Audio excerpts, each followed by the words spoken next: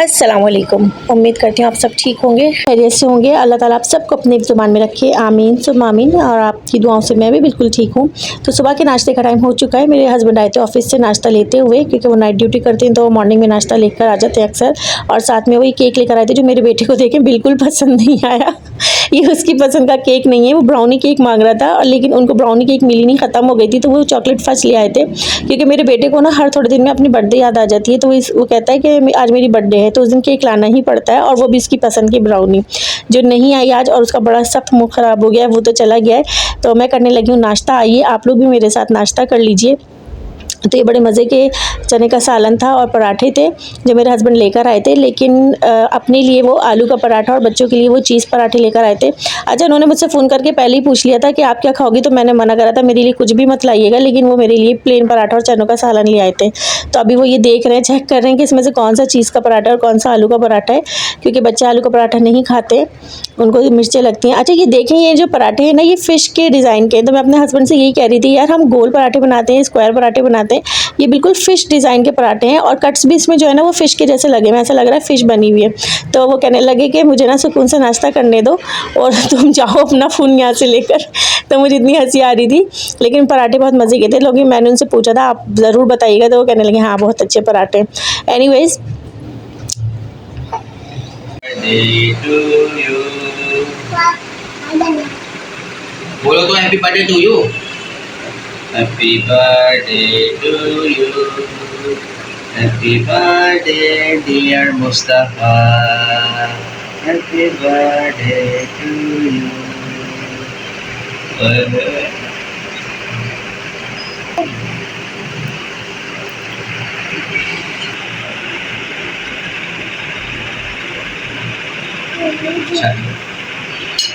हो गई बच, अब खा लेना रात में। अब मेरे हस्बैंड के ऑफिस जाने का टाइम आ चुका है। उन्होंने अपने बेटे की जो है वो बर्थडे भी मना ली। पता नहीं कौन सी बर्थडे मनाई है साल में, ये 10वीं 50वीं। तो लेकिन मेरा बड़ा बेटा जो था ना, वो नाराज़ था। देखा आपने, वो उनके हाथ से केक भी नहीं खा रहा था, क्योंकि वो नाराज़ हो रहा था कि अब्बा जो है वो फिर से ऑफिस जा रहे हैं, एक दिन कभी ऑफ़ नहीं लेते। तो इसलिए वो मुझे कह रहे थे जाने से पहले कि तुम बच्चों का ख्याल रखना, इनको केक वेक खिला देना और इनको बहला लेना। तो बस मैं उनसे यही कह रही थी कि मैं कितना बहलाऊँ और कितना उनको खुश रखने की कोशिश करूँ। बच्चे आपको बहुत ज़्यादा मिस करते हैं। तो आप जो है ना, फिर रोज़ रोज़ आपकी ड्यूटी लगती है, तो बच्चे ना अक्सर रात को उठकर भी रोने लगते हैं कि अब्बा कहाँ गए।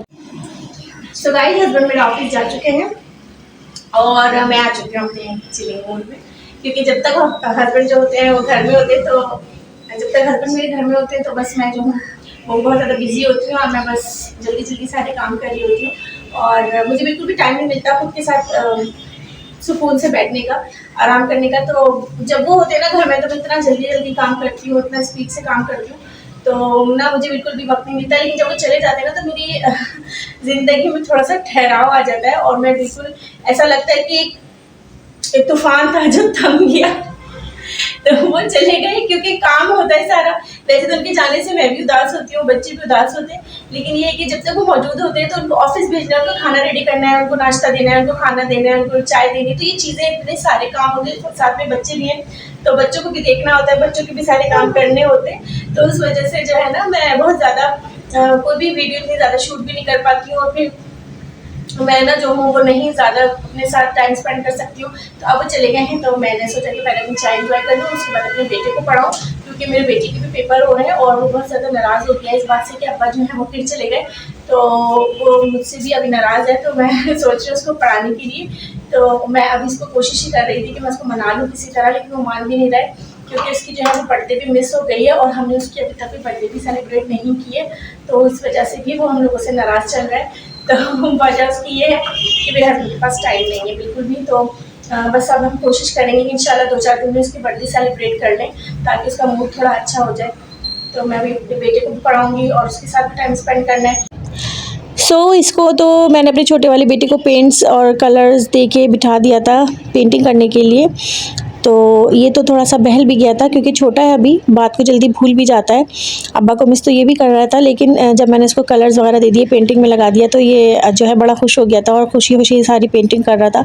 तो इसको बहलाना तो थोड़ा मेरे लिए आसान होता है कि मैं कोई भी गेम या करके लगा के इसको दे देती हूँ, या पेंट्स वगैरह करने के लिए दे देती हूँ, या कोई भी एक्टिविटी करके दे देती हूँ, तो ये उसमें बिजी हो जाता है और खुश हो जाता है।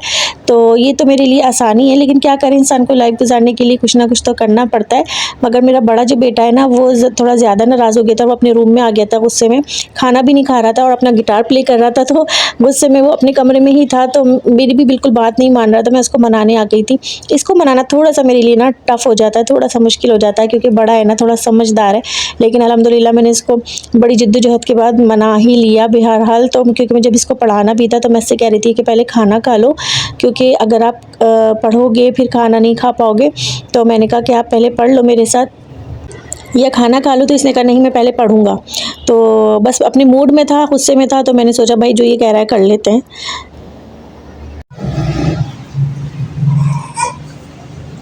बारिश आ रही है, देखिए बहन रो रही है, देखो बहन रो रही है, जल्दी से आओ, खाना खा लो पहले आप, जल्दी से नहीं खाना फिनिश कर लो, शाबाश मेरा बेटा, वो भी रो रही है ना, उसको मुझे देखना है।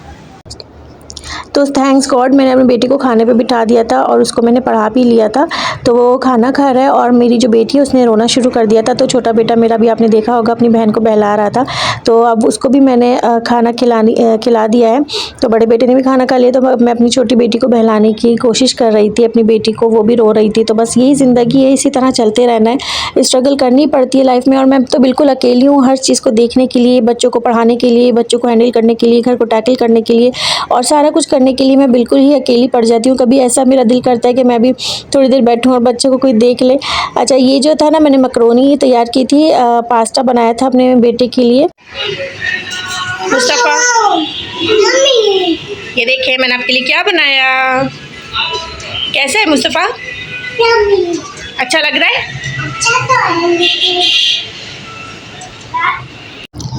तो ये पास्ता मैंने अपने बेटे की फरमाइश पे बनाया तो था, लेकिन मैंने दोनों को बिल्कुल थोड़ा थोड़ा ही दिया, क्योंकि मैं चाहती हूँ कि बच्चे जो है ना वो इन चीज़ों को कम खाएं और रोटी ज़्यादा खाएं, क्योंकि रोटी में जो है वो हेल्दी होती है रोटी, और गंदम जो है वो थोड़ा हेल्दी होता है हमारे बच्चों के लिए, सेहत के लिए। तो मैं चाहती हूँ कि बच्चे रोटी या चावल ज़्यादा खाएँ और इस तरह की चीज़ भी। लेकिन कभी कभार मैं उनको बना कर देती हूँ, क्योंकि बच्चों का ना ऐसी ही चीज़ों से ज़्यादा दिल उनको चाह रहा होता है और उनका पेट भी भरता है, वो ये चीज़ें खा लेते हैं।